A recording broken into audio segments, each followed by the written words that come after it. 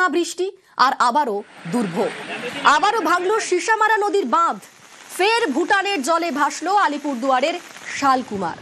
নির্মীয়মান বাঁধ ভেঙে জলমগ্ন শালকুমার 1 ও 2 পঞ্চায়েত। ঘরবাড়ি ছেড়ে স্থানীয় স্কুলে ঠাঁই নিয়েছেন বহু বাসিন্দা। বাঁধ ভাঙা আতঙ্কে ঘর ছাড়ায় প্রায় 200। আমাদের সঙ্গে সরাসরি রয়েছেন প্রতিনিধি রাজকুমার। রাজকুমার, কদিন আগেই ক্ষতিগ্রস্ত হয়েছিল শালকুমার, সেই রেশ কাটিয়ে উঠতে না উঠতেই আরো একটা দুর্ভোগ। এই মুহূর্তে কি পরিস্থিতি, কত মানুষ বিপদে পড়েছেন?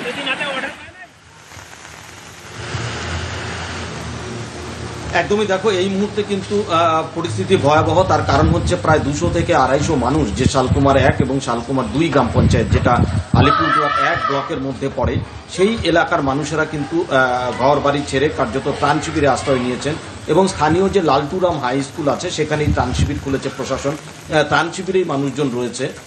গত যে বন্যা হয়েছিল, অর্থাৎ এখানে কিন্তু 5ই অক্টোবর বন্যা হয়েছিল, সেই সময় এই এলাকায় সিসামারা নদীর বাঁধ ভেঙে গোটা এলাকা প্লাবিত হয়ে ব্যাপক ক্ষয়ক্ষতির মুখে পড়ে।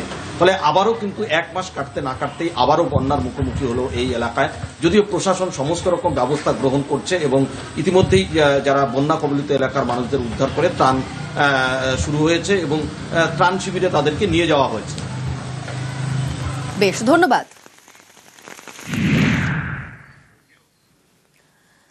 জলপাইগুড়িতে বাঁধ ভেঙে বিপত্তি, জমা জলে বিপর্যস্ত পোড়াঝাড় গ্রাম। স্থানীয় স্কুলে ত্রাণ শিবিরে দুর্গতরা, আতঙ্কে এলাকাও ছাড়ছেন অনেকে। জলপাইগুড়িতে বাঁধ ভেঙে রীতিমতো বিপত্তি, জমা জলে বিপর্যস্ত পোড়াঝাড় গ্রাম, যে কারণে স্থানীয় স্কুলে ত্রাণ শিবিরে আশ্রয় নিয়েছেন তারা।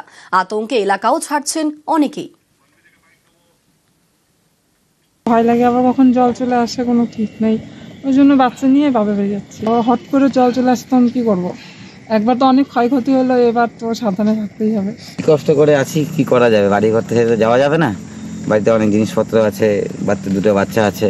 প্রশাসন থেকে বলে গেছিল যে সবাই যে সতর্ক থাকবেন, তো আমরা আছি সতর্কভাবেই। এখন দেখি, কষ্ট করে থাকবো।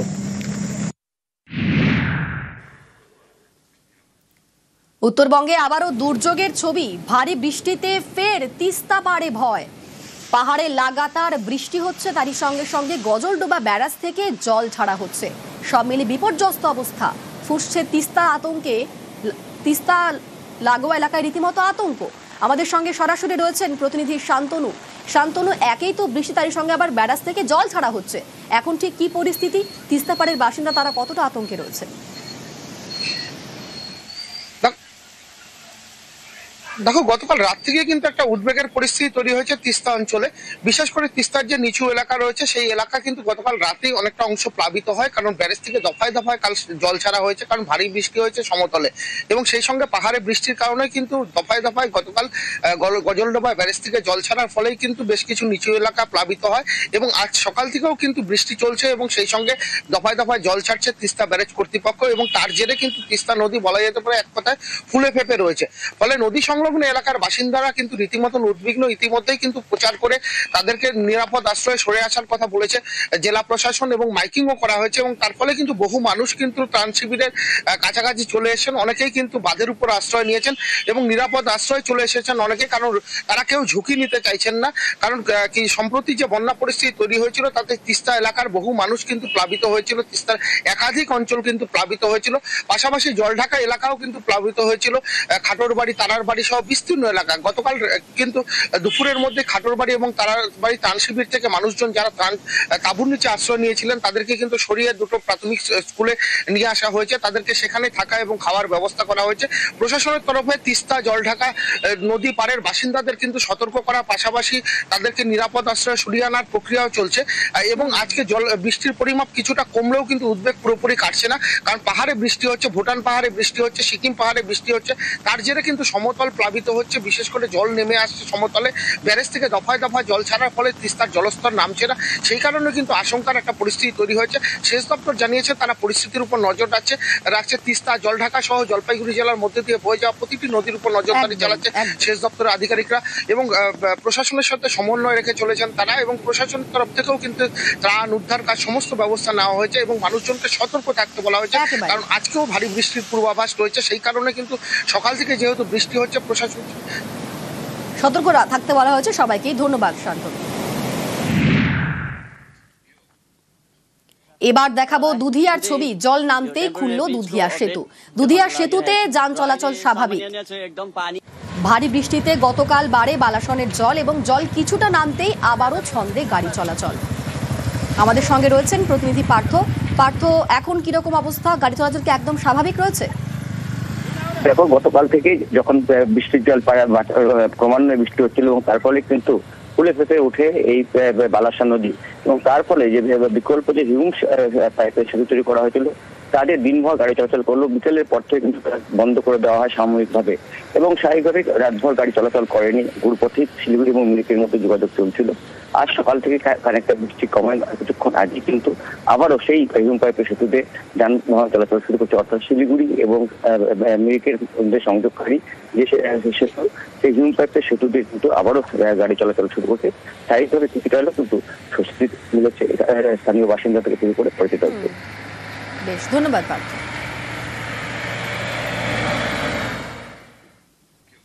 ভুটানে ভারী বৃষ্টি হলে উত্তরবঙ্গের বুক কাঁপে। ভুটানের নদীর জলে ভাসে উত্তরবঙ্গের একাধিক জেলা। যেমনটা হয়েছিল ৪ঠা অক্টোবর, সেই ক্ষত সারার আগেই আবার ভুটানে ভারী বৃষ্টি। আবারও ফুঁসছে উত্তরের একাধিক নদী। ফের দুর্যোগ উত্তরবঙ্গে। ভুটানের ব্যাপারে আমি চিঠি দিয়েছিলাম প্রধানমন্ত্রীকে, কিন্তু আমি এখনো পর্যন্ত কোনো রেসপন্স পাইনি। নর্থ বেঙ্গল প্রতিবার কত আর ফেস করবে? ভুটানের প্রায় 56টা নদী প্লাস সিকিমের 14টা হাইডেল পাওয়ার করেছে। সমস্ত জলটা চলে আসে, জল ওখানে রাখার জায়গা নেই, সবটাই এসে বাংলাকে ভাসিয়ে দেয়। সেই জন্যই আমি রিকোয়েস্ট করছি যে ইন্দো ভুটান রুভার কমিশন তৈরি করার জন্য।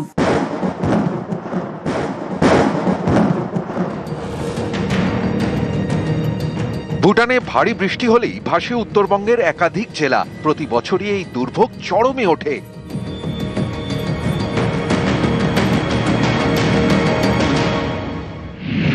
ভুটান থেকে একাধিক নদী এসে ঢুকেছে আলিপুরদুয়ার জলপাইগুড়িতে। জলপাইগুড়ি দিয়ে বয়ে গিয়েছে জলঢাকা, ডায়না, সুকৃতি ও রেতির মতো নদী। অন্যদিকে আলিপুরদুয়ারের উপর দিয়ে গিয়েছে তোরসা, রায়ডাক, সংকোষ, কালজানি।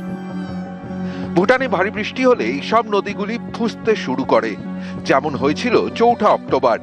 ভুটান পাহাড়ে ভারী বৃষ্টি হয় আর তার জেরেই উত্তরবঙ্গে বিপর্যয়। ভেসে যায় উত্তরের ৫ জেলা। ব্যাপক ক্ষয়ক্ষতি হয় দার্জিলিং, কালিম্পং, জলপাইগুড়ি, আলিপুরদুয়ার এবং কোচবিহারে। শুক্রবার থেকে ভুটান পাহাড়ে ফের বৃষ্টি শুরু হয়েছে। উত্তরবঙ্গে নিম্নচাপের বৃষ্টি জোড়া ফলায় ফুলে ফেপে উঠেছে একের পর এক নদী। এতেই উত্তরের বুক কাঁপছে, কারণ কয়েকদিন আগেই তো সব তছনছ হয়ে গিয়েছিল। ধস, নদী ভাঙন, মৃত্যু, কিছুই বাদ যায়নি। রেহাই পায়নি বন্য প্রাণও।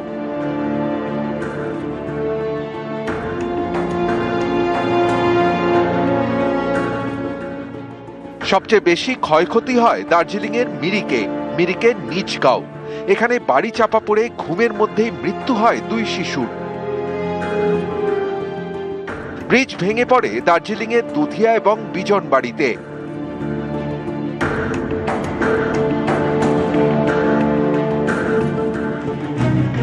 তছনছ হয়ে যায় একের পর এক পর্যটন কেন্দ্র। জলপাইগুড়ির নাগরাকাটায় গাঠিয়া নদী, জলের তোড়ে ভেঙে পড়ে নদীর উপরের সেতু।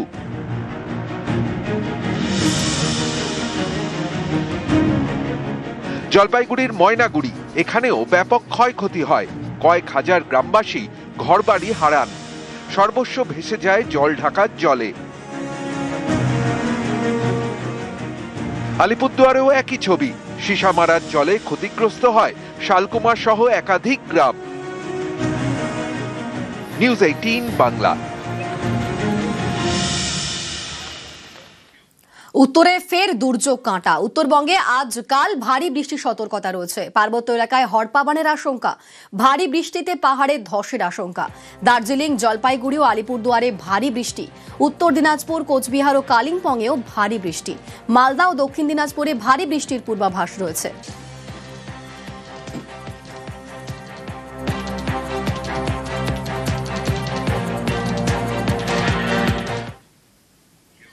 এবার দেখাবো সিকিমের ছবি। নর্থ সিকিমে তুষারপাত, বরফের চাদরে ঢেকেছে লাচুং। মন ভালো করা ছবি সিকিমে। বরফে ঢাকা লাচুং যেন আরো সুন্দর, খোশ মেজাজে পর্যটকরা।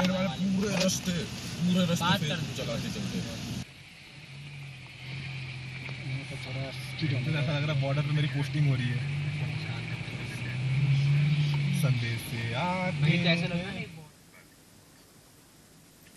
মুর্শিদাবাদের ধুলিয়ান, সেখানে বিদ্যুৎ স্পৃষ্ট হয়ে মৃত্যু হয়েছে। আজ থেকেই বিএলওদের ট্রেনিং, এসআইআর নিয়ে বিএলওদের প্রশিক্ষণ। বিএলওদের জন্য 16 দফা গাইডলাইন দিয়েছে কমিশন। প্রশিক্ষণে বিএলওদের দেয়া হবে বিশেষ কিট, নির্বাচন কমিশনের টুপি দেয়া হবে বিএলওদের। বিএলওদের নতুন অ্যাপ তৈরি নির্বাচন কমিশনের, বিশেষ অ্যাপ দিয়েই প্রশিক্ষণ হবে বিএলওদের। আর সোমবারের মধ্যে বিএলওদের প্রশিক্ষণ শেষ। মঙ্গলবার থেকে বাড়ি বাড়ি যাবেন বিএলওরা। আজ থেকেই বিএলওদের ট্রেনিং শুরু। এসআইআর নিয়ে বিএলওদের প্রশিক্ষণ আর বিএলওদের জন্য 16 দফা গাইডলাইন দিয়েছে কমিশন। প্রশিক্ষণে বিএলওদের দেয়া হবে বিশেষ কিট, নির্বাচন কমিশনের টুপি দেয়া হবে বিএলওদের। বিএলওদের নতুন অ্যাপ তৈরি নির্বাচন কমিশনের, বিশেষ অ্যাপ দিয়েই প্রশিক্ষণ হবে বিএলওদের। সোমবারের মধ্যে বিএলওদের প্রশিক্ষণ শেষ। মঙ্গলবার থেকে বাড়ি বাড়ি যাবেন বিএলওরা। ইতিমধ্যেই ট্রেনিং শুরু হয়ে গিয়েছে। নজরুল মঞ্চে ট্রেনিং শুরু, দেখুন সেই ছবি দেখাচ্ছি। নজরুল মঞ্চে ট্রেনিং শুরু, বিএলওদের ট্রেনিং। অন্যদিকে ডিরোজিও ভবন, সেখানেও ট্রেনিং চলছে। আজ থেকেই বিএলওদের ট্রেনিং শুরু। দু জায়গার ছবি দেখাচ্ছি, নজরুল মঞ্চ, ডিরোজিও ভবন। নজরুল মঞ্চ ইতিমধ্যেই ট্রেনিং শুরু হয়ে গিয়েছে, অপরদিকে ডিরোজিও ভবন সেখানেও ট্রেনিং শুরু হয়ে গিয়েছে। আমাদের সঙ্গে দুজন প্রতিনিধি রয়েছেন। আমাদের সঙ্গে নজরুল মঞ্চ থেকে রয়েছেন প্রতিনিধি সান্নিক, আর তারই পাশাপাশি ডিরোজিও ভবন থেকে রয়েছেন প্রতিনিধি বিশ্বজিৎ। প্রথমেই যাই সান্নিকের কাছে। সান্নিক, আজ থেকেই ট্রেনিং শুরু হয়ে গিয়েছে এবং ইতিমধ্যেই 16 দফা গাইডলাইন দেওয়া হচ্ছে বিএলওদের জন্য। ঠিক কি সেই গাইডলাইন, কি বলছে কমিশন, কিরকম ভাবে সমস্ত পরিকল্পনা?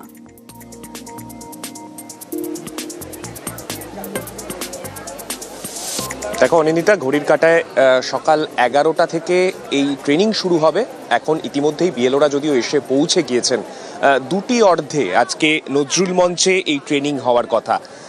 দক্ষিণ 24 পরগনা ডিইওর আন্ডারে পড়ে, অথচ দক্ষিণ কলকাতার মধ্যে যে বিধানসভা কেন্দ্রগুলি রয়েছে সেই রকম মোট 6টি বিধানসভা কেন্দ্রের আজকে ট্রেনিং হতে চলেছে এই নজরুল মঞ্চে। মেটিয়াবুরুজ, কসবা, যাদবপুর, টালিগঞ্জ এইটা প্রথমার্ধে হবে এবং দ্বিতীয়ার্ধে বেহালা পূর্ব এবং বেহালা পশ্চিম, এই দুই বিধানসভা কেন্দ্রের যারা বিএলওরা রয়েছেন, প্রায় মোট 1800 বিএলওর আজকে ট্রেনিং হতে চলেছে এই নজরুল মঞ্চে। মূলত বিএলওদের এর আগে এই যে পর্বটা চলছিল, অর্থাৎ যেখানে তারা ফর্ম তৈরি করা, ম্যাপিং, এই যে পর্বটা, এই পর্ব তারা যখন করছিলেন তার একটা প্রশিক্ষণ তাদের ছিল। কিন্তু এরপর তারা যখন বাড়ি বাড়ি পৌঁছবেন, বাড়ি বাড়ি গিয়ে মানুষের সঙ্গে কথা বলে তাদেরকে দিয়ে ফর্ম ফিল আপ, এই যে পর্বটা রয়েছে, এই পর্বটা বিএলওরা কিভাবে করবেন তারই একেবারে প্রশিক্ষণ আজকে এই মঞ্চ থেকে দেয়া হবে। যে অ্যাপ তৈরি করা হয়েছে নির্বাচন কমিশনের তরফে, বিএলও অ্যাপ বলে যে অ্যাপটি তৈরি করা হয়েছে, সেই অ্যাপ কিভাবে ব্যবহার করা হবে সেই বিষয়েও একটা ধারণা দিতে চলেছেন নির্বাচন কমিশনের আধিকারিকরা। মূলত আরবান সিওর তরফে এখানে টিম থাকবেন, তারা পুরো যেমন একদিকে অ্যাপের টেকনিক্যাল পার্টও তাদেরকে বুঝিয়ে বলবেন, এছাড়াও বেশ কিছু বিষয় যেগুলো বিএলওদের কিছু প্রশ্ন রয়েছে, যেমন নিরাপত্তাজনিত বেশ কিছু প্রশ্ন, সেই সমস্ত বিষয় তারা যখন বাড়ি বাড়ি পৌঁছবেন তাদের যদি কোনো প্রশ্ন থাকে সেই বিষয়গুলো নিয়েও কিন্তু আজকে তারা আলোচনা করে নিতে পারবেন নির্বাচন কমিশনের আধিকারিকদের সঙ্গে। স্বভাবতই আজকে থেকে যে ট্রেনিং শুরু হচ্ছে, আজ, কাল এবং পরশু, এই 3 দিনের ট্রেনিংয়ের পরে 4 তারিখ থেকে তারা মাঠে ময়দানে নামবেন। সেক্ষেত্রে তাদেরকে একেবারে প্রস্তুত করে মানুষের দরবারে পৌঁছানো, সেটাই কিন্তু একটা বড় চ্যালেঞ্জ এই মুহূর্তে নির্বাচন কমিশনের কাছে। অপরদিকে আমাদের সঙ্গে রয়েছেন প্রতিনিধি বিশ্বজিৎ। ইতিমধ্যে ডিরোজিও ভবন, সেখানেও কিন্তু ট্রেনিং শুরুর প্রস্তুতি একেবারে শেষ মুহূর্তে চলছে। আমাদের সঙ্গে বিশ্বজিৎ রয়েছে। বিশ্বজিৎ, ডিরোজিও ভবনে মূলত কোন কোন এলাকার বিরোধী প্রশিক্ষণ দেওয়া হবে? একদমই, বা সেই ছবিটাই দেখাবো। আমরা রয়েছি সেই ডিরোজিও ভবনের ঠিক সামনে। এখানেই যে পোস্টারটা লাগানো হচ্ছে, ইতিমধ্যেই 11টা থেকে ট্রেনিং শুরু হবে। Training on special intensive revision, অর্থাৎ এসআইআর, এবং তার জন্য ফার্স্ট হাফ এবং সেকেন্ড হাফ, দুটো হাফে বিভিন্ন যে উত্তর কলকাতার যে লোকসভা কেন্দ্রের বিধানসভা কেন্দ্রগুলো রয়েছে, সেই বিধানসভা কেন্দ্রের বিভিন্ন বিধানসভা কেন্দ্রের বিএলওরা আসতে শুরু করেছেন এই ডিরোজিও হলে, অর্থাৎ উত্তর কলকাতা লোকসভা কেন্দ্রের মোট যে 7টি বিধানসভা রয়েছে তার মধ্যে 6টি বিধানসভা কেন্দ্রের বিএলওদের প্রশিক্ষণ এই ডিরোজিও হলে দেওয়া হবে। 2টি হাফে রয়েছে, অর্থাৎ ফার্স্ট হাফ 11টা থেকে শুরু হবে 1টা পর্যন্ত, আর এই ফার্স্ট হাফে দেওয়া হবে চৌরঙ্গি, বেলেঘাটা এবং জোড়াসাঁকো এই বিধানসভা কেন্দ্রগুলোর যারা বিএলও রয়েছেন তাদের দেওয়া হবে। এবং সেকেন্ড হাফে অর্থাৎ বেলা 2টো থেকে 4টে পর্যন্ত যে প্রশিক্ষণ দেওয়া হবে সেখানে এন্টালি, শ্যামপুকুর এবং কাশীপুর বেলগাছিয়া সেই বিএলওদের প্রশিক্ষণ দেওয়া হবে। এছাড়াও উত্তর কলকাতার আরও একটি কেন্দ্র রয়েছে যেখানে মানিকতলা বিধানসভা কেন্দ্রের যারা বিএলও রয়েছেন তাদেরকে যেসব বিল্ডিং এ তাদের প্রশিক্ষণের ব্যবস্থা করেছে ইতিমধ্যে বিএলওরা আসতে শুরু করেছেন, আর কিছুক্ষণের মধ্যে অর্থাৎ নির্দিষ্ট সময় 11টা থেকে প্রশিক্ষণ শুরু হবে। ধন্যবাদ বিশ্বজিৎ। সিইও দফতরের নয়া ওয়েবসাইটে 2002 এর বিস্তারিত তালিকা মিলবে। নয়া ওয়েবসাইটেই মিলবে ভোটার তালিকা। এসআইআর ঘোষণার পরে সিইও দফতরের ওয়েবসাইট ক্র্যাশ হয়, এরপরে নয়া ওয়েবসাইট তৈরি করে সিইও দফতর।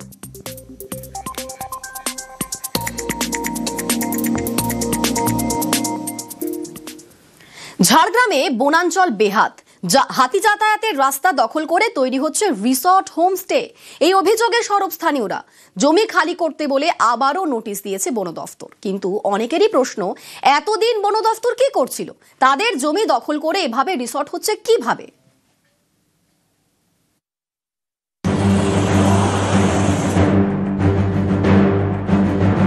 এটা বন দপ্তরের জমি, হাতি যাতায়াতের রাস্তা।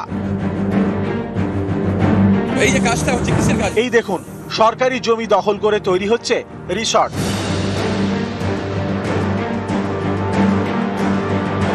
ঝাড়গ্রামের জিতুশোল গড় শালবনী বিস্তীর্ণ বনাঞ্চল, এখানে রয়েছে হাতি যাতায়াতের রাস্তা। অভিযোগ, বন দপ্তরের এইসব জমি দখল হয়ে যাচ্ছে, সেই জায়গায় তৈরি হচ্ছে রিসর্ট। স্থানীয়দের আশঙ্কা এর জেরে বিপদ বাড়বে, লোকালয়ে ঢুকে পড়বে হাতি।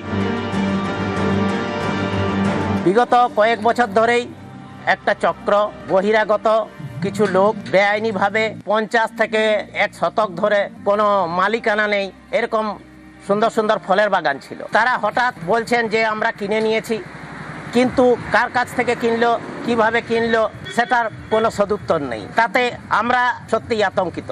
আমরা এটাই চাইবো যে প্রশাসন জেলার যে সকল সরকারি যে জমিগুলো আছে দ্রুত সেগুলোকে ম্যাপিং করে তার দেখা হোক যে সরকারের জমিকে অবৈধভাবে ইলিগালভাবে দখল করেছে কিনা। যদি ইলিগালভাবে দখল করে সেই জমিগুলোকে রিকভার করার কারণ ভবিষ্যতে পরিবেশকে বাঁচাতে এবং সর্বোপরি ঝাড়গ্রাম জেলার উন্নয়নকে ত্বরান্বিত করতে সরকারি জমিকে সুরক্ষিত রাখতে হবে এবং সংরক্ষিত রাখতে হবে। ইতিমধ্যে বেশ কয়েকটি হোমস্টে মালিককে নোটিশ ধরিয়েছে বন দপ্তর, দ্রুত জায়গা খালির নির্দেশ দিয়েছে। অভিযোগ, এর পরেও চলছে বেআইনি নির্মাণ। কিসের কাজ হচ্ছে এটা? বাউন্ডারি দেওয়া হয়, নোটিশ আছে তো, নোটিশের পর বাউন্ডারি দিচ্ছেন আপনারা? কে বলেছে আপনাদেরকে বাউন্ডারি দিতে? কে কাজ করেছে কে?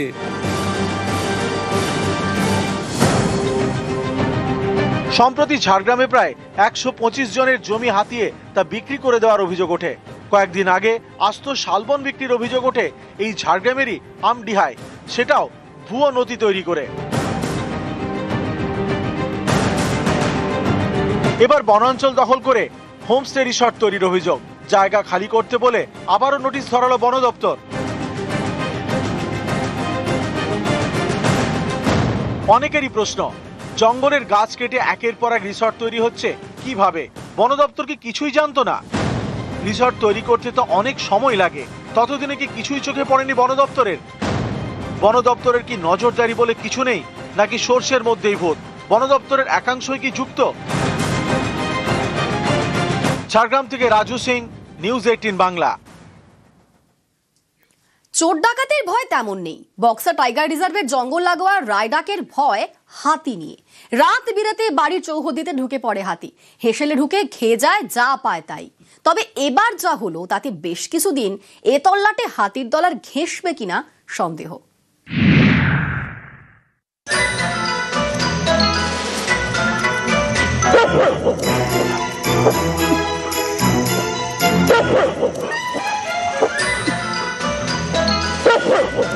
এ কোনো এআই ভিডিও নয়, যা দেখছেন একদম ঠিক দেখছেন। কুকুরের হাঁক ডাকে লেজ উঁচিয়ে পালাচ্ছে হাতির দল।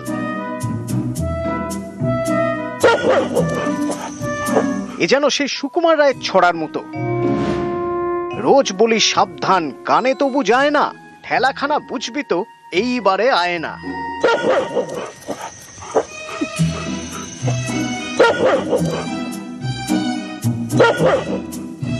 সত্যি তো, রোজ রোজ কাহাতক পারা যায়। বক্সা টাইগার রিজার্ভ ফরেস্ট, বুনো হাতির বাস। খাবারের সন্ধানে মাঝে মধ্যেই জঙ্গল লাগোয়া রায়ডাকে হানা দেয় হাতির পাল। কদিন আগেই সাত সকালে দেখা গিয়েছিল বাড়ির উঠোনে বাগানে দাপিয়ে বেড়াচ্ছে হাতির পাল। হাতির পাল তাড়াবে কে? বনকর্মীদের তো যেন তোয়াক্কাই করে না দাঁতালের দল। হুলাপাটি ফেল করে গিয়েছে। রাত বাড়লেই রায়ডাকে নামে ভয়ের আধার। এই বুঝি গ্রামে ঢুকে পড়ল বুনো হাতি, এই বুঝি কারো ক্ষেতের ফসল হলো তছনছ। তবে এবার যা শিক্ষা পেয়েছে ওরা, আর বোধহয় কিছুদিন এ পথ মারাবে না।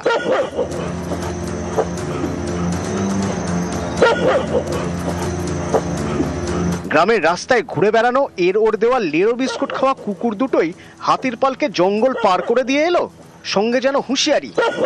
আর যদি ত্রিসীমানায় দেখা যায়, খাড়া আছি সারাদিন হুঁশিয়ার পাহারা, দেখে নেব রোজ রোজ খেয়ে যায় কাহারা। রামু হও দামু হও ও পাড়ার ঘোষ বোস, যেই হও এইবারে থেমে যাবে ফোঁস ফোঁস। নিউজ 18 বাংলা।